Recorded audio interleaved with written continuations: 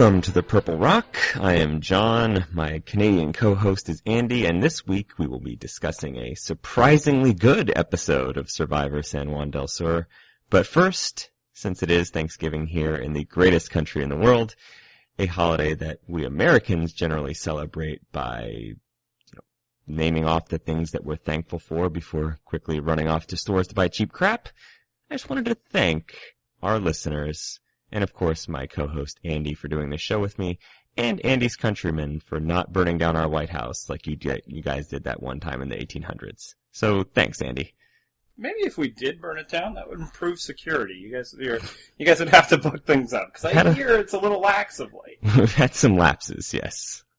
And I, too, am thankful to Americans for starting the trend of Black Friday, which has found its way up north. Thank you for having this time for sales of goods, and mostly just goods, not so much services. So we used to have to always wait till after Christmas. When does Christmas fall on the metric calendar? It changes every year depending on the division of 10. Oh, yeah, that makes sense. All right, so yeah, as you said, it was a decent episode last night. Yeah, I'm cruel. It was a good episode. It was funny. I think lowered expectations would make you think, oh, that was way better than I expected. But I think even without that, it was still a pretty good episode. Yeah, and I can't remember who said it on the boards, but I think it was a perfect analogy, is that you can get good episodes with bad players, but you can't get good seasons. Yes. And that's what I think we've seen over the past couple. Yeah, I think that's a perfect summary of what we're experiencing right now. This is kind of, and tell me if you're getting this vibe too, it's sort of Fiji-esque here. A little bit, but I think what's missing is the likability of, Yao Man and Earl. But things are turning around and things are happening. I think actually a difference here from Fiji is once those guys made the move on, the Four Horsemen, although really just three of them, things just kind of fell into place for several episodes. And that's not happening here. We're getting new stuff every week, which is, I think, entertaining. Yeah, I mean, I think I said very early in the season, like, if you're going to have a terrible cast, they're not going to be good Survivor players, at least give me entertainment. That's, it's not exactly what I want, but I'll settle for it. And at least the past 3 episodes, that's what we've gotten. Yeah, and I think that was perfectly said, that it's not exactly what we want, which is why we're not full throttle. Some people are really turning around on this. It's like, hey, it's been fun episodes in a row. It's like, well, look, yeah, it's fun to watch, but I prefer seeing excellence. And, yeah, I think you know what? We'll get to it. There might be one more hope. The hope might not yet completely be dead for a piece of excellence in this season. Yeah, well, we've kind of alluded to it in earlier podcasts about what could possibly save this season, so. And it could be happening. Oh, it could be happening. It certainly seems more likely this week than it did last. All right, so the big highlight of this episode, might as well start at the end, was that crazy tribal council. A crazy tribal council will cure a lot of ills. It had that, Karamoan crazy tribal council vibe to it. Yep. Also, a little bit of the original Blood versus Water, where Caleb, just right in the middle of tribal council, was like, so I'm voting Brad. Yep. And everybody's like, whoa, okay. Where'd that come from? A little bit of that feel, too. Yeah, it was so good that was the rest of the episode really all that great? I mean, there was some stuff, and we'll talk about it, but, yeah, as soon as, so let's break it down. Did Reed overplay his hand, or is he just drawing dead with such a bad group of partners?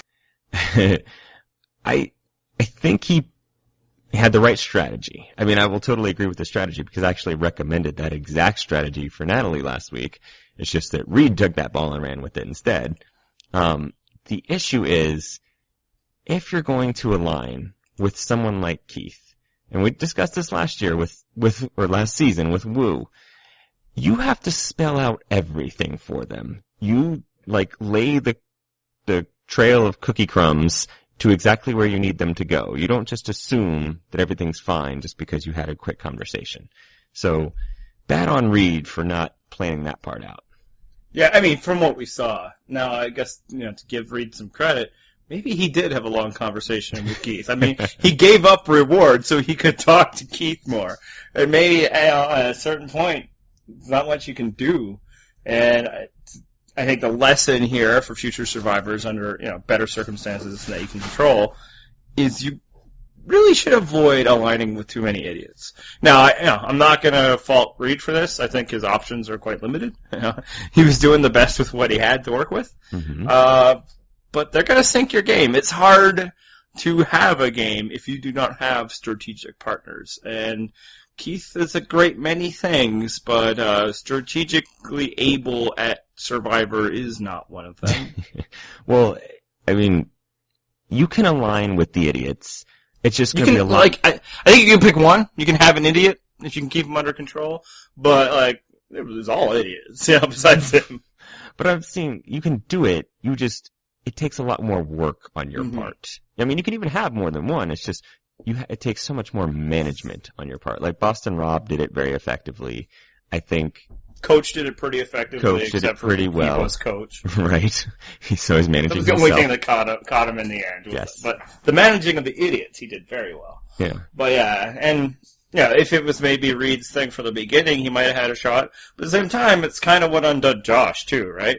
And I talked about it at the time. It's like, maybe choosing them as your alliance partners wasn't the best move. Right. And Keith's not really picking up what Reed's putting down, and everything goes to hell after that. Oh man, Reed's confessional, where he says, and I quoted it because I was like, that's a gem of a quote.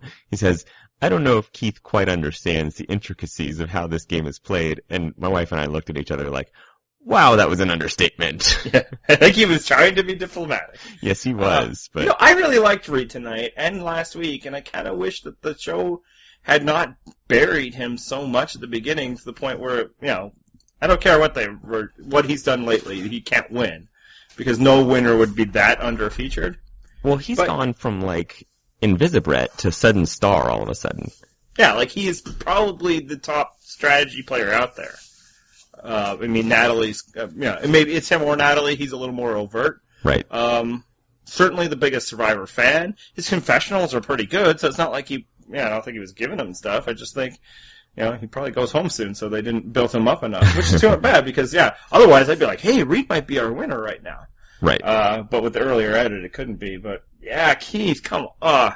And here's the thing. I think Keith thought he was being subtle with that stick to the plan. Yeah, facepalm. I also like how Keith said earlier, Reed's good at math, but that's way above his head. Oh, the 4 is greater than 3 thing is way above his head. That's the math he's referring to.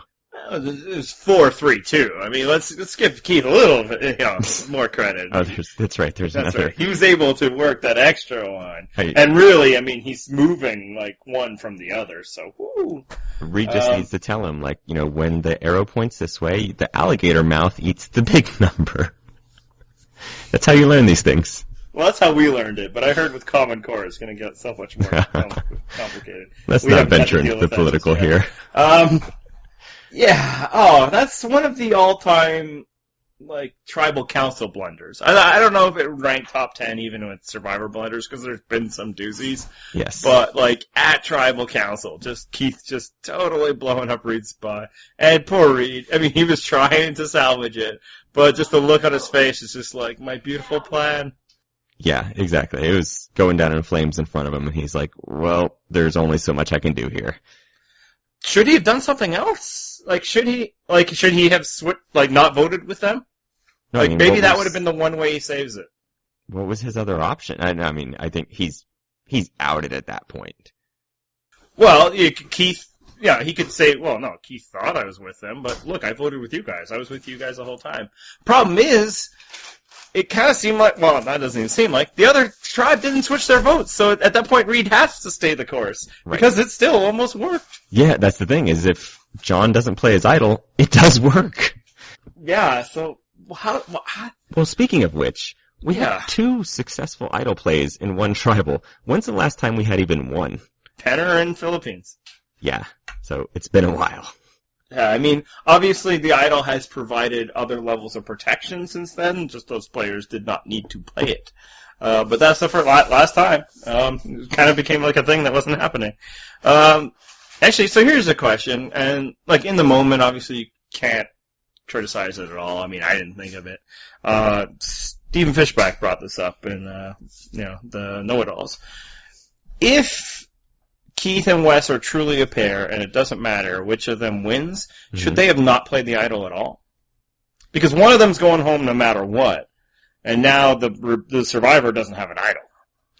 I mean, yes, and I think, it was John and Jacqueline that had said that that's what they were going to do. And I think John I discussed last week that that's the way to play it.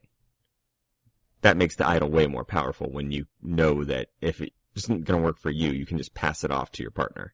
Yeah, which I think was John's plan. Like, some people were like, oh, you think he's smart enough to figure it out? It's like, no, I think he told us that was his plan. He said it tonight. But I still think he was right to play it because it wasn't between him and John and Jacqueline. Exactly. Yeah. If it's a vote split, you'd just be like, well, one of us is picking up this bag at the end of this tribal council, and one of us is going home. No sense in trying to guess, because it could have just guessed wrong. But, I mean, I'm not faulting Keith for not doing it. Especially because, again, he wasn't figuring that out. He wasn't figuring out just to keep his mouth shut and let the plan go ahead. Like, what's the value in even speaking up in that moment? Even if Reed has flipped on you. I don't know. Reed, I mean, we've mentioned, very good episode for him, and a lot of people were saying, like, oh, Reed did the exact same thing Jeremy and Natalie did last week, giving up his, reward to Missy. Yeah, but Reed's motivations, though, were totally different, which I loved. His entire motivation was, get them the hell out of here, because I need to try to work this plan. Much better motivation than Jeremy and Natalie thinking, like, all right, well, let's try to cement this alliance. Like, when he first did it, I was like, what are you doing? You were the guy throwing shade on this strategy last week. Yep. And then before he even said it, it's like, oh, well, maybe he just wants, the time. And then he's like, I want some time with Keith. It's like, okay. Perfectly acceptable. Yep. It was, John, Jacqueline, Missy will be over there, and I can be over here talking to the people I need to talk to. We're kind of bouncing around, but why wasn't Natalie one of the people he needed to talk to? I don't know. I really liked, because you mentioned, the big thing was the tribal council, but I actually liked post-reward because we were getting everyone working different angles. Like, Natalie's on the hunt for the idol, Reed is working his blindside plans, John's giving uterus confessionals, and, Missy is crying about divorces and babies. So, I really enjoyed that part, because I feel like we actually got some decent gameplay out of at least Natalie and Reed there. I liked what I saw. Yeah, no, it's in kind of the earlier point. It's unfortunate that neither of them were built up earlier in the season, because, clearly they mean more to this season than Jeremy and Josh did. But, say Libby. And I think probably the answer is that he knows what his relationship with Natalie is better than I do. I'm just saying. So maybe he knew that there wasn't one to build on. Right. But at the same time, like, he was at that tribal council where she was like, what the f***, Missy? Yeah. And I shouldn't have thrown it in there. I just gave myself some editing problems. Yep. But, like, he should have at least, and maybe he did, was, like, just kind of, gauged her interest. Then he wouldn't have needed this, split or anything like that. He just would have had 5 people. But at the same time, probably a good idea to keep your blindside plans to as few people as possible. Once you've got the correct number of votes with your blindside plan, like, let's not risk you this. don't need to expand it out. Yeah. It would have made more sense at the beginning of the episode if it was just kind of like, hey, what was that? I can't believe they didn't tell you. Like, just to see. And again, maybe he did, and there was just nothing there. Or just maybe he just has not enough of a relationship with her to even talk. But which should be weird, because they were on the original tribe together. Yeah, I would at least plant that seed, though. I mean, even if you're not going to try to work that angle this time, just plant that seed. Like, wow, that was really odd that they did that to you. You didn't know that was you were in on it. They told me. Yeah. Okay. So getting back to tribal council, why was John still like, let's just stick to the plan? Let's just stick to the plan. Like that wasn't a good look for him. No, it really wasn't. I don't know if it was that he wasn't convinced that there actually was a plan, like he was still believing Reed in the moment, or if he didn't think there was time to form a new plan. I couldn't really read that moment. What did you think was going on? Yeah, I mean, obviously we don't have enough data. I do think that maybe he just so desperately wanted to believe, because, like, I don't know, like, he was skeptical, right? He was skeptical of why Reed would do it. He was skeptical of why Alec would do it. And Missy was the one who was like, no, we're good. And then, they believed Alec. Everybody's saying that Alec wasn't a very good liar, but I don't think he was particularly bad at it. He was, he was pretty straightforward. No, I'm 100% with you guys. I strongly disagree. I think Alec looked like the 19-year-old kid with the fake ID at a bar. I think Alec looks like that with any conversation you have with him. Like, That's did true. he look any more, dull and stoned than any other conversation we've seen him have? If you guys haven't noticed this, by the way, watch any tribal council scene with Alec. His mouth is open 100% of the time. He's not talking. Just got the jaw hanging down. He seemed like Alec. Like, obviously we're all watching knowing he's lying, so it's like, oh, that's a lie, that's a lie. But he didn't, he wasn't Woo out there, That's true. Woo was a much worse liar. Yeah. And, again, I'm not thinking that John is particularly perceptive, but it's like it just felt like they wanted it to be true, so they just believed it, and maybe John was just sticking to that, and maybe it was also some of his, like, you know what, if I go, I go, it's me or Jacqueline, that's fine. Like, he just wasn't ready to make a move. But at the same time, it was hard to do that, and, Missy, who's been controlling a lot of his moves, was too far away to talk to, just by the seating.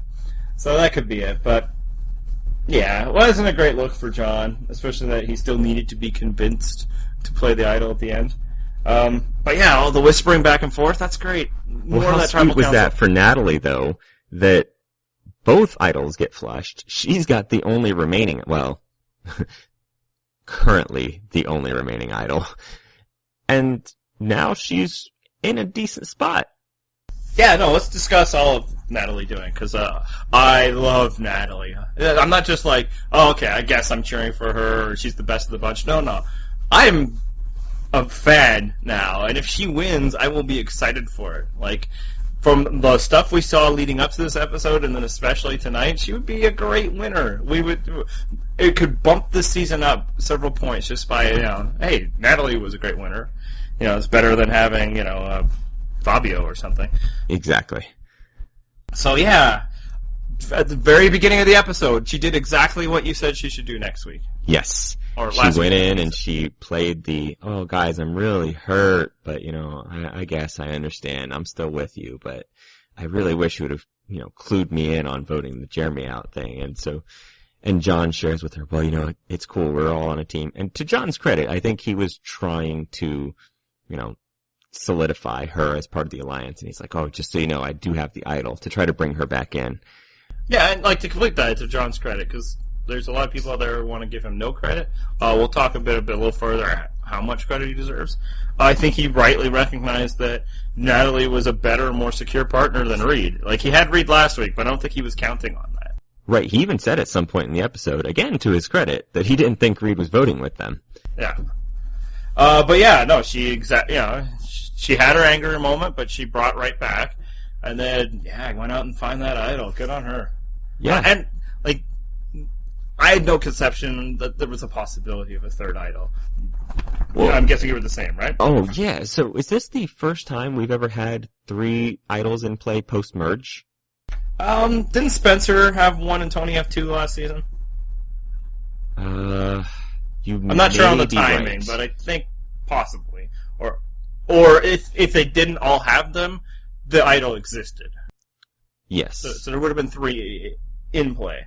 Okay. But it was tough, there was 3 idols amongst 3 people. Like, a third of the participants of last night's episode had an idol. Yes. And then once Reed wins, 4 potentially, what's the math now I'm at? 40% or something?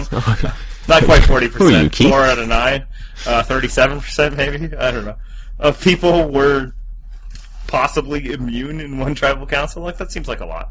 It is. But at the same time, Jeff was talking about it and pushing the idea. Obviously, the intro of the episode, it's like, nobody's playing idols. What are you going to do? I'm sure they didn't fully intend on their maybe. Heck, they probably thought that second one was already gone. Nobody's finding it now.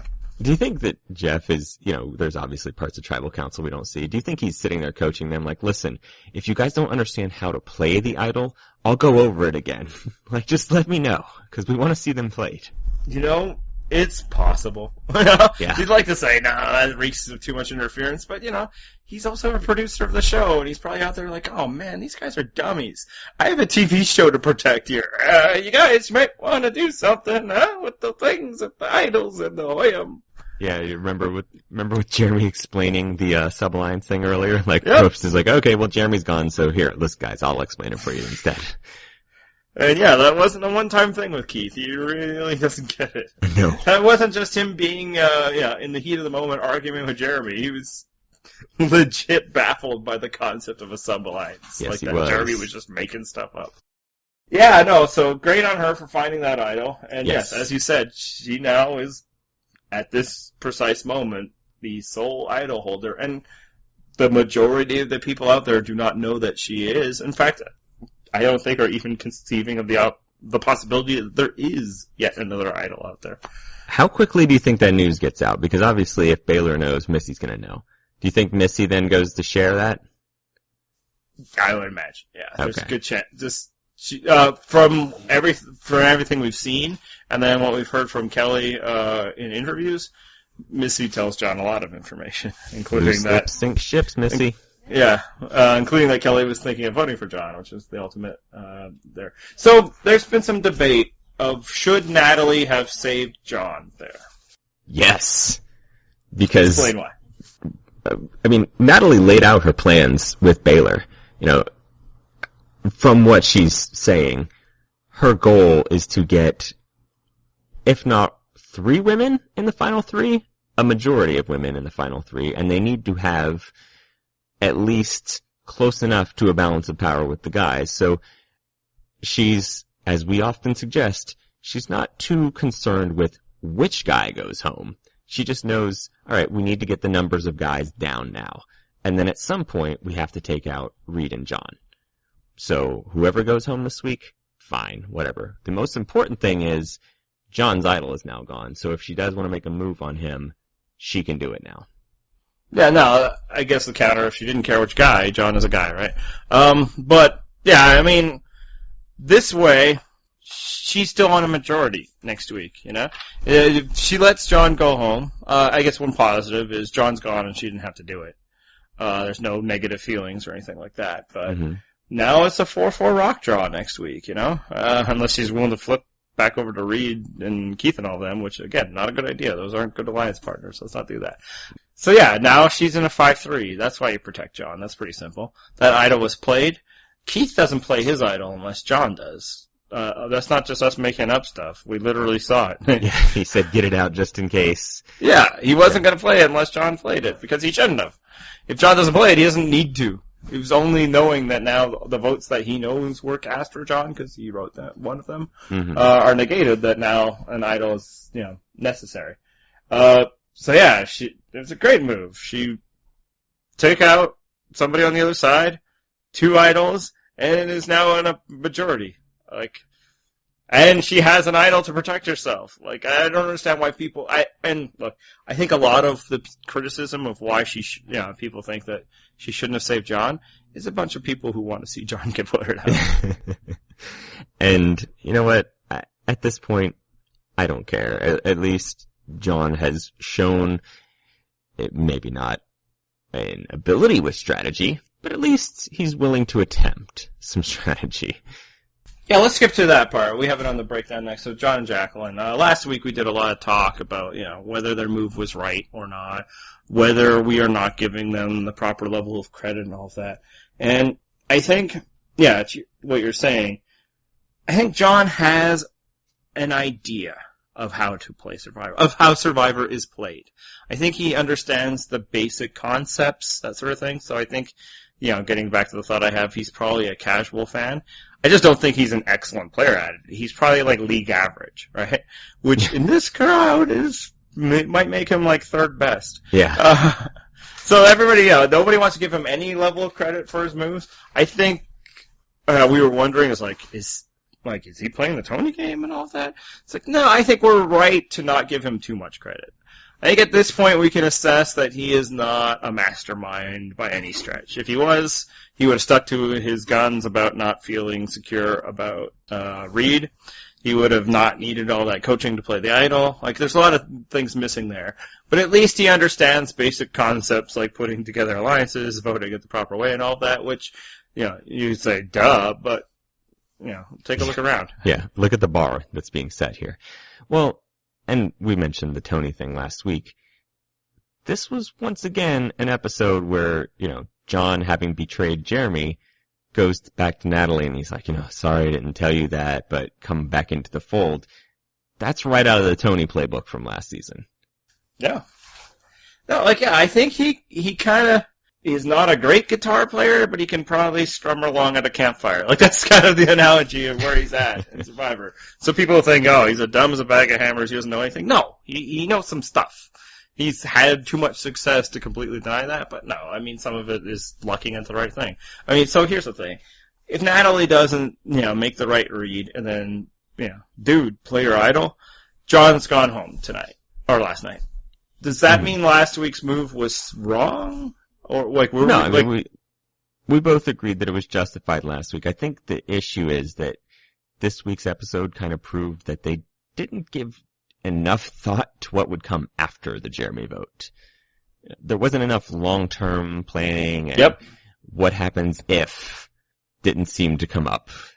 No, I think, absolutely. It was a spur of the moment, and I think that also helps justify why they didn't build enough story of it. I think it literally was a spur of the moment, last moment. Maybe within the hour of going to tribal council. So there might not have been much more to it than what we saw. I think there wasn't a lot of long-term. I think here's the thing, and it's, even if you, say, John should have gone home, so thus it was a bad move. I think that's wrong. I think it was still the right move to take out the power play in Jeremy. It's just, if he would have gone home this week, it's because he screwed up this week. He could have, a better player would have been able to parlay that into a much more secure position. Even if it was just, doesn't matter whatever's happened this week, I'm playing my idol. That could have been there.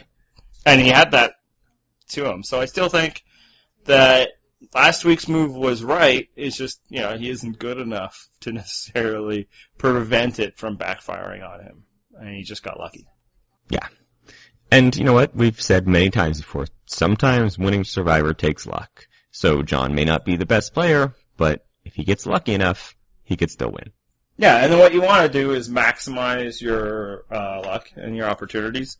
And one of the ways you do that is, remove players that are better than you. Yes. All right, so we've used this term almost too much this season, but we're doing it again.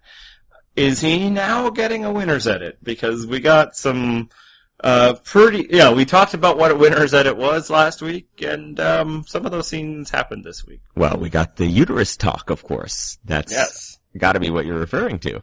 Yeah, the whole talk about him and Jacqueline, with the soccer kids, and he came baseball off kids, Andy. Baseball kids. Sorry, I thought they just played soccer in other parts of the world. Yeah, they looked like great people. He looked like a great person. Wouldn't you feel good about such a nice man winning Survivor? Yeah, we mentioned last week that you often will have a very humanizing moment if you're getting the winner's edit. But we did also mention last week that you're going to be shown discussing your strategies and what's behind the moves you're doing. And I don't think that's really happening with John, even still. Yeah. So I think, I still would say, no, it's not quite a winner's edit, but he could certainly win. The pieces are there. They're building his character. I think at this point, what you can just do is mark people off that are completely getting nothing. But, yeah, he's... Still nobody thinks that there's any thought going on in his head, and maybe they're not too far off, right? Maybe the depth of John's, decision making is, what's best for me right now, and what am I eating next? So... I was going to say, what's best for me right now might be a plate of food. Yeah. Not even a big plate. No. But, yeah, no, that was a scene, and I think it was at least... But, one of our friends... let's say Sharkaloos, because I don't know. Sharkules, I'm guessing. Sharkules, that makes more sense. Pointed out that they're always going to use that footage in that scenario, in that situation. If you have a barren couple who really love children, and they're out there playing with underprivileged children, you're not going to show that interview. So I think context here is enough that it's not like they just pulled it out of nowhere. It's not just, Tyson in the woods after finding an idol giving a teary confession. That's what they want when they send you out there with the natives. So I don't think it's a smoking gun, but, it doesn't hurt. Because they are nice people. John and Jack, I've been saying this since the beginning. They seem like perfectly nice people that aren't particularly interesting. Yes, they seem like the most bland flavor of vanilla. Hey, people order vanilla at the ice cream store. That's true. All right, so Reed, we talked about it a bit more, but was there something he could have done differently or better? Other than coaching Keith on exactly what is going to happen. Yeah, I already mentioned that. I don't know what else he could have done better. I did love that he used literally correctly. That instantly shot him up my player ranking. He certainly seemed a lot more charming. It's tough to get a read on Reed, if you will, on how the others perceive him, though. Do you have a good grasp on, what other people seem to think of him? Yeah, reading between the lines and some of the exit interviews and that, I think one of the reasons why he wasn't in the original Hoyopa, that was right? Blue Tribe, the Power Alliance and that sort of thing, is I think he's too much of a gamer. He's just probably too interested in making moves, and especially in a group like this, that's a problem because there's. Strategy scares some of them. Mm-hmm. And then some of it also, I think, is like Colton on Blood versus Water, where you always want to talk strategy, and the other people are like, let's just chill. We're winning, and we also really don't want to play that much with you. So I think that was kind of probably what was happening in the beginning. He came off as a little bit too devious. And now that he's back against the wall and he can't do anything, that's not as much of a problem. People are like, sure, make your moves, buddy. That's what's to be expected. And he's working some with other desperate people, so it's like, yeah. So I think that was probably it. He just gave off a bit of an air that he was just a little too anxious to do lots of things. But wouldn't you like to have seen that? Like, why didn't they show that? It was just like, Jeremy better watch out. Reed's making moves or whatever. Instead, he was not on Survivor. Well, part of the issue is that in every episode we have, especially early on, we have to see the person who's going to get voted out because we likely haven't seen much of them yet. So yeah, and he wasn't getting any time because his tribe wasn't losing at all. Right. So that's a problem. But it's like any time he wasn't getting anything. Like give him a few of the Julie minutes you were given, or a few of Natalie's even. Although maybe not Natalie, she's awesome. Yeah. But yeah, it was just like his conspicuousness, or his absence was conspicuous. He was the one we had dubbed the invisible player. Yes, he wasn't just like under-featured like Kelly was. He was not at all featured. So that's unfortunate. Because I think he's good. Especially because he was not going to lose tonight, the last night's challenge. No, I loved his split after he went. Yeah. Like the smiling dismount. He should have just done some jazz hands while he was down there. Actually, let's talk about that immunity challenge because people get very upset when people step down in immunity challenges for food. What's your stance in general, and then what's your stance specifically of last night? I think we've discussed this before, but you know what? If you're not going to, there's only going to be one winner. If it's not going to be you, get something out of it. So I don't fault any of them, really, for stepping down. I can understand maybe placing some blame on Wes or Alec or Keith, although Keith didn't intentionally step down, I don't think. But placing blame on those guys for stepping down, fine, understandable, because they should have been rightfully trying to win immunity. But at the same time, if you look over and Reed is just in the zone and he's going to beat you, like, screw it. Get some food and then pray. Yeah, I think that's my basic stance in general. We saw this in Palau, where even though Stephanie needed it desperately, and she fought, but she could tell at a certain point, I'm not beating Tom. Right. I don't even know if she got anything. I can't remember. But that was what's interesting about the way this challenge was set up, is that it had to be a conscious choice for everybody. You know, it's not something where you, like, for a split second twitch and then your stack falls, or, you know, you slip and you fall off, or, something slips out of your hands. Yep. Even Keith, who was basically just done, his body was spent, his brain needed to send the signals to his body to get down, as much as they would respond. Right. So it was always a choice, but, yeah, I mean, Reed could have been in there another hour, it seemed like, maybe another 5. So, yeah, I think a lot of people were giving Wes flack, because, he went home. He should have gotten immunity. It's like, Wes was never going to beat him. So, in there, plated chicken wings is a pretty good deal, because maybe it's not you. You know, maybe it's your dad. Maybe it's John, which it almost was, right? Yeah. There's a few people I do fault. John quitting after 7 minutes for, a crappy plate of candy. That's just bad strategy. Yeah. Once it comes out 7 minutes in, you know that temptations are going to be circulated at a fairly frequent rate. And especially because you have to realize, and I think John even said in the confessional, that they are in a power position now, so that's going to put a target on your back. Mm-hmm.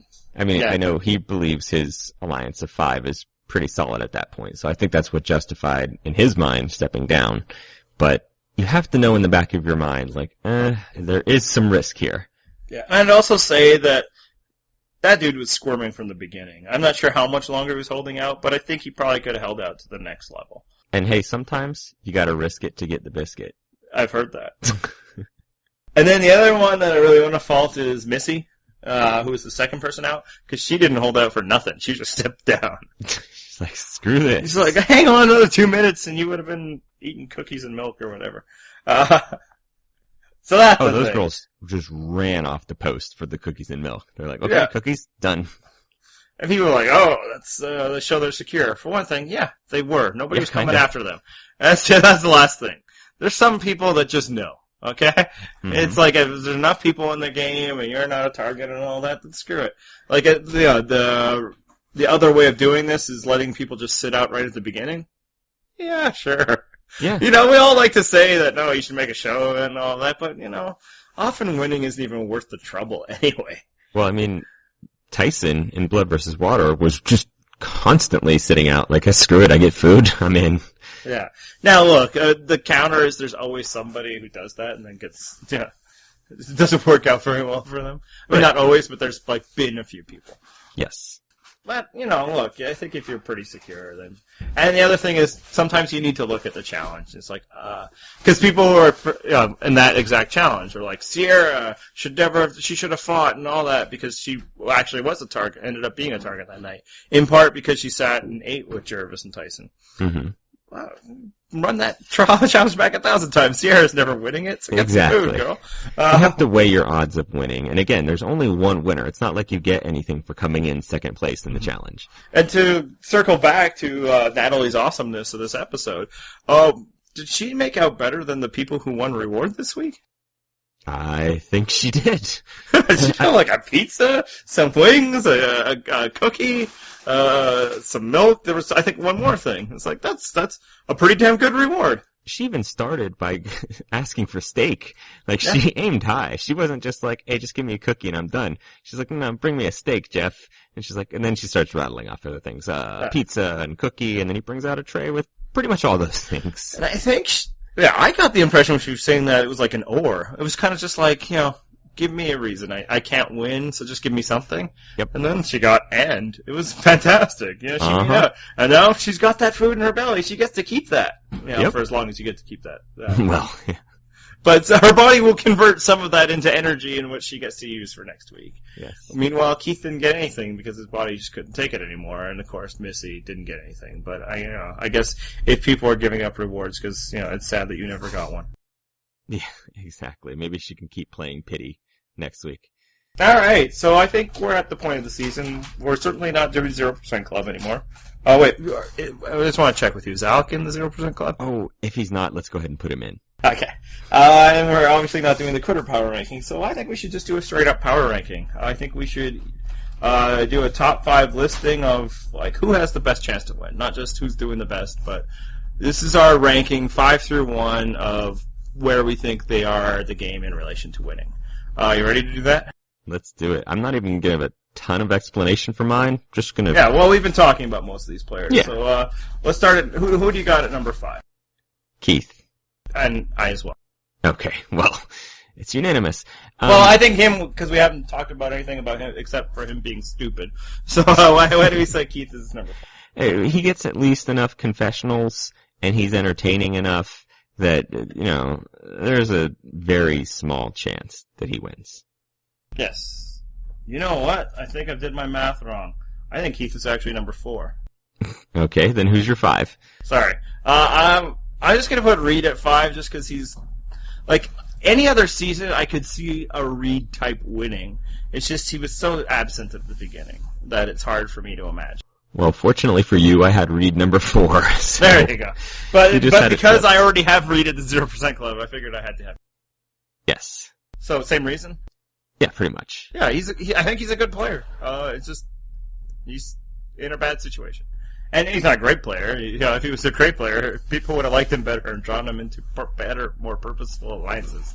Right. And you could also argue that maybe this is why he should have brought Josh into his alliance instead of flocking to Josh's alliance. True.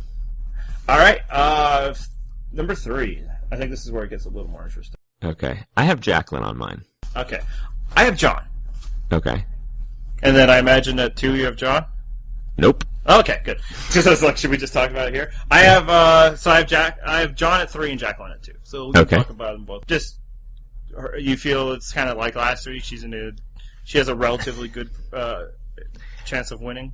It's more based on reading how much screen time she's getting. Yeah. And she's not the star of that alliance, even though I would rate them just about equally as far as gameplay. I actually rate her a bit higher. I think John has a bit more agency because of things like, as of last night, having an idol. He has the better relationship with Missy, thus Baylor, so I'll give him that. But it seems like she's a little bit more on point. Like, she's the one that gives him the better advice. Probably true. Like, she was the one saying in tribal council, like, I don't think they're with us. And John's like, no, stay the course. Yeah, and then also, my issue is that it doesn't seem like she's as well-liked as John. Yeah. So the reason, so I put Jacqueline ahead of John, so I have John 3, Jacqueline 2, is just John's a target, and she's not.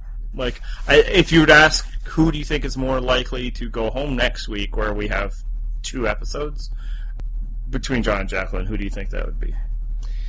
Yeah, John would be the target, sure. Yeah. So that's why, like, at this precise moment, even though, the edit seems to suggest John is much more likely a winner, it also suggests that he's much more likely to, maybe go home the next person. And again, he almost went home last night. Yes. So that's there. Okay, so then 2, I imagine you have Baylor. Is that where we're getting at? Swing and a miss. Natalie is my number 2. Yes, then I have her at number 1. Yes. And I can understand that. The only reason that I did not put her at number 1 is just because we weren't getting enough of her earlier in the season, and that, again, it could just be, they only have so much they can show of a tribe that keeps winning, but I feel like we would have gotten a little bit more out of her early on, and she's starting to come around now, but I still feel like we're getting more John than we should be. Yeah, and I think maybe she was just playing under the radar, letting Jeremy take the lead in all aspects. So that's what I'm hoping for. And I think maybe they just felt like it would be, not maybe. I'm hoping maybe they felt it would be a better second half underdog story if they didn't tease her too much at the beginning. That's what I'm hoping because I said that one of the things that could make the season good is her winning, and after last night, that path is there, right? Like, we didn't even factor in, immunity, having an idol. Because, I think she's safe for a few votes now. She can now propel herself with proper idol usage. A blindside is at least in play. We'll still see if Baylor and Missy actually would go for it for John. But it's a possibility. Baylor didn't, dismiss the idea. Right. And, I think you could make the argument of why it would be a good idea for them. Mm-hmm. Yeah, and if you get into that final 3 with Missy and Baylor, or, string Alec along long enough. Cash that check. Yeah, and I imagine she just got 2 jury votes on her side last night. Like, Josh and Jeremy were loving what was happening. And that's the final advantage of what she did. She did it in the public venue where she gets to take and is given all the credit for it. John doesn't get credit for, playing his idol just then. She does. No, I think even John will give her credit for that. Yeah, thank you for doing it. Yeah. So, that's after last night, that's where I have it. But certainly, if you think that John is more likely to win, he's been a far bigger component of the story. Well, I mean, and you also talked about the final 3 thing before we move on to my pick of John for number 1. If Natalie does get to the final 3, it's because Missy and Baylor were planning ahead to that, Natalie as the swing vote thing, and they used her as the swing vote in their minds to take out John and Jacqueline. Yeah, and maybe this is also where Natalie's earlier brashness, because what we were getting from her in the earlier cut is like her cursing out John Rocker and all that, and apparently she was worse in the other scenes. Maybe that puts enough in Missy and Baylor's head that's like, oh, we could take her to the end. People don't like her. But they do. At least these people do. I was going to say the people watching do, at least. Yeah. Well, I think even the remaining people, when you got, Alec, the judgment of, people, the all arbiter of how people should be reacting at camp and pitching in. Oh, the girls don't do nothing except Natalie. Except Natalie, exactly. Yeah. So. Yeah, she at least has the respect. But yeah, I mean, look, I'm not saying, oh, Natalie's our winner. It would be phenomenal if she was. But I can now see a path, and last week I didn't. Other than, it's like I didn't see a 0 prep path. It's like, because she still seems good. But now, it's there. Hey, I laid out the path for her last week. Yeah, and she the only thing you it. missed, yeah, the only thing, well, she followed the first step. The only thing you missed was, well, apparently there's more idols out there. Actually, with that in mind, like, they're going to put another idol back on Exile, right? So that's what I was thinking, is I assume they're putting another idol back into play, because they're still going to have Exile. So I guess we once again will have 2 idols in play? Yeah, so if you're Natalie, I think what you want to happen is a team of your allies wins the challenge. Now, it's hard to imagine a Missy Baylor team winning, but somehow you can throw it or something. They win, and then they would send you because they wouldn't want to send Alec or whatever. And you could tell them even, hey, send me. We need to keep the idol away from these 3. Reed, Keith, Alec. Yeah. That would be like ideal, right? Yes, exactly. And if she's smart enough to figure that out, then she deserves our respect as being a... But it would be a circumstance. You'd have to wind up on theirs with the pick'ems that they never show us, and then somehow lose to a team anchored by, and I do mean anchor, Missy Baylor. All right, so next week we have 2 episodes that are being shown back to back. Who's going home? Alec. Hey, I think you got it right. Did you say Wes last week? You don't remember. I think you did. I did. All right. I'm almost positive I said Wes last week. And this week, I will say Alec. And sorry to those of you that are on Team Alec for some godforsaken reason. And then, I feel bad. My other pick is Reed. I think Reed goes home after Alec. I think I would say with near certainty that Reed is going to go in one of these episodes. And that would be the explanation of why he just wasn't featured enough. Because otherwise, I think he'd be a good villain. I think they edited it wrong. And maybe there's reasons for that. And obviously there's structural ones that we went into. But if he's making the final episode, he's a guy that would have been built up. So he's not. And I think the reason we've been seeing Reed so much the past few episodes is precisely because he's going home. Yeah, no, I mean, we'd have to. He's the antagonist. He's been the driver of action. Yep. It would be incredibly boring if they decided to still cut Reed out. I'd say Reed is one of them. And then, I'm gonna say Keith. Okay. I think Alec is just gonna make that final episode. Oh, God. See, I feel like Keith he's in until really near the end. Well, is there only 2 weeks left? I think we are really near the end, aren't we? That's true. They're kind of burning off 2 episodes in 1 week, though, so it feels like there should still be 3 weeks left. Yeah. All right, so that's our prediction of who will not be here following next week. There's one more person who won't be here next week. Yeah, there's a guarantee of someone who won't be here next week, and that would be me. Yes, you are bailing on this season quite a bit, and I commend you for that. Yeah. So John, again, he apparently has just so much vacation time. I will be off chasing some snow next week. It's not as much fun as you're making it out to be, I promise. I wouldn't know. So join me. I have a guest host lined up, and you know what? We might be doing a live Google Hangout video cast. So follow us on the various channels that I guess we're about to discuss for details. And you could watch me and my mystery guest talk. You can see our faces framed shoulder to head in webcam style. I hope it's Natalie. No, I hope it's Alec. So I'll give it right away. It's our friend Tony Vlachos. No. Who stopped listening to this podcast the minute he was on it. Although, it would be funny to have him back on just because you would get in probably 5 minutes. It's true. Video footage of me just trying to still look interested. Yep. All right, so how can they reach us to find out about if I am indeed doing a live stream next week?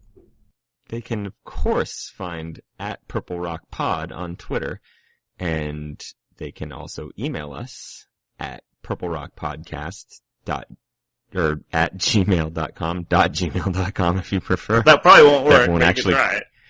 They won't get to us, but you can send it there. And they can go to our website, blog, which is purplerockpodcast.wordpress.com. All right. And if I do a video live stream, I'm not sure how Robot John is going to get there, but we're going to try. I'll be sending my regards. Yeah, but you'll still be watching the episodes, right? Of so course. If you're following us on Twitter, that's probably where you'll get John's thoughts. Yes. Anything else? Nope. Theme music.